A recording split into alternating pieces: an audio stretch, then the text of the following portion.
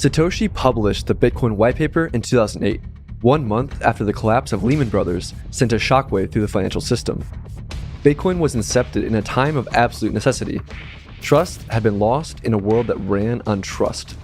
The root problem with conventional currency is all the trust that's required to make it work. The central bank must be trusted not to debase the currency, but the history of fiat currencies is full of breaches of that trust. Banks must be trusted to hold our money and transfer it electronically, but they lend it out in waves of credit bubbles with barely a fraction in reserve. Hey guys, I'm Drew. I turn the most important articles on Bitcoin into documentaries. This video is based off Hodlers are the Revolutionaries by Dan Held. Through intervention by central banks during the financial crisis, markets have become incredibly distorted, with risk/reward the most skewed it's ever been in recorded history. Over $9 trillion of bonds trade with negative yield. What is unique about the current period is that never before in observable history have so many countries had such long periods without sustainable surpluses. For example, the US has now run a deficit for 40 of the last 44 years. Prior to the 20th century, ordinary people could always flee to hard currency, or gold, to save themselves from the effects of the failed inflationist policies of the central bank. This ended across much of the world in the 20th century as gold was outlawed. Never before in observable history have so many countries been off a precious metal type currency system for so long. Coming off the gold standard in 1971 helped create the conditions for almost unlimited credit and debt creation potential that would have been inconceivable through the annals of economic history. So after 41 years of global fiat currencies and an unparalleled amount of debt that is proving very difficult to shift, we really are venturing into the unknown. Bitcoin was created to build a new financial system, one that didn't require trust, which adhered to principles of sound money. And why does sound money matter? Money is the tool we use to signal consumer preference. By having a targeted and efficient means to relay consumer demand, producers can concentrate efforts towards goods and services the market desires most. Sound money facilitates this. With unsound money, the market loses the ability to relay its demands to producers. Satoshi built Bitcoin for the believers in the new financial system, the hodlers, the revolutionaries, the ones who were disenfranchised with the existing financial system, the ones who were attracted by the prospect of sudden and spectacular change in their life. Hodling bootstrapped Bitcoin into existence. Hodling increases value, which increases demand, hash rate, and network security, which, in turn, attracts new hodlers and devs. This self-reinforcing feedback loop drives Bitcoin's network effects, security, and value. Early hodlers believed in Bitcoin despite overwhelming negativity and false information. Example, Bitcoin was labeled as a currency for money launderers and drug dealers. Hodlers had stronger risk appetite to weather the volatility of being a first mover. Hodlers are practitioners of skin in the game. Don't tell me what you think. Show me your portfolio. Holding Bitcoin is the exact opposite of speculation.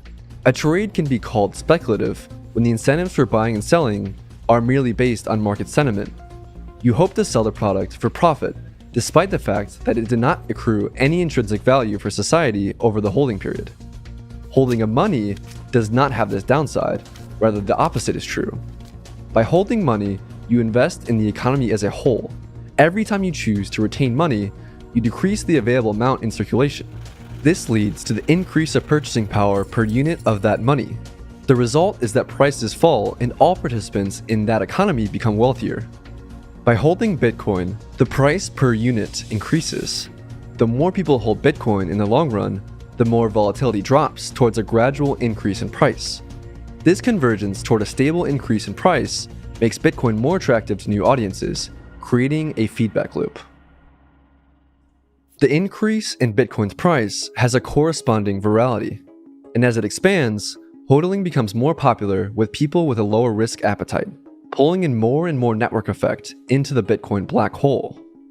With each of those boom and bust cycles, we've seen Bitcoin redistributed from old hodlers to new hodlers via selling, decreasing the Gini coefficient.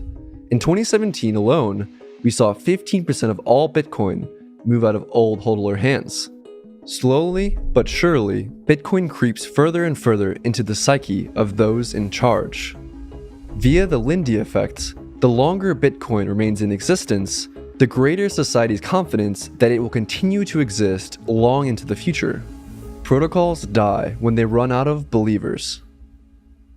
The faith in a new financial system is what binds everything together. Bitcoin is not just a software project, it's a method of coordination for a large group of people who face powerful adversaries. Bitcoin isn't just a technological breakthrough, it's also a social one. A stable and sustainable ideology must be the foundation of all cryptocurrencies. No amount of cryptography or consensus protocol development will help a cryptocurrency with an unstable and bankrupt ideology. Stable ideologies allow communities to thrive. Money is a winner-take-all technology, driven by network effects. The crypto with the most hodlers, therefore, is the most demanded by consumers and will be the ultimate winner. Bitcoin is digital gold in the eyes of hodlers. To some extent, this group already operates on a Bitcoin standard. Investments are evaluated on their ability to yield a return in Bitcoin. By owning Bitcoin, you become the central bank, the backbone of the financial system. Hodling isn't about finding another buyer at a higher price someday in the future. If hyper-Bitcoinization occurs, you'll never have to sell.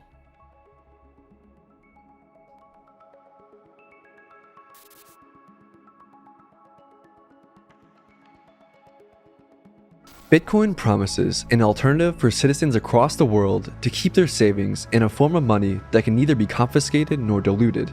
If Bitcoin grows much larger, it may force governments to become a voluntary organization. Through hodling, we may finally be free.